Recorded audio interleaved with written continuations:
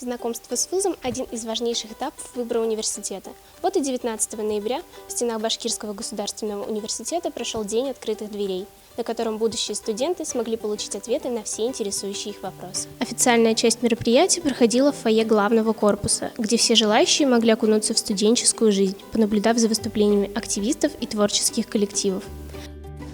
У меня было желание поступить на экономический факультет, именно сюда. Хотел бы связать свою жизнь со сферой банкинга. День открытых дверей мне нравится. Все было прекрасно, как представление, как выступали студенты, пели, танцевали, как выступали деканы. Исторический факультет является одним из старейших подразделений нашего университета.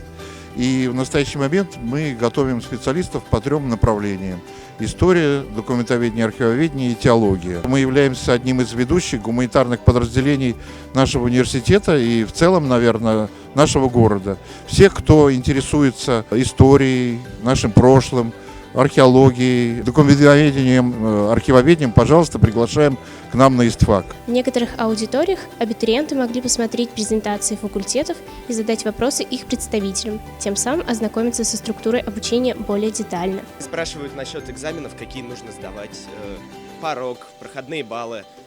Также они спрашивают про трудоустройство после завершения обучения. Мы рассказываем, как нам учиться и общее впечатление о вузе. Каждый из участников Дня открытых дверей смог проявить себя.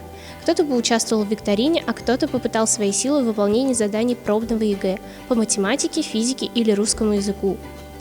В общей сложности День открытых дверей посетило более 300 людей, и мы непременно желаем каждому из них в следующем году увидеть свое имя в списке поступивших в Башкирский государственный университет. Выбрать профессию и сдать ЕГЭ – дело нелегкое, но это того стоит, ведь после поступления начинается новый, но очень интересный этап в жизни любого человека.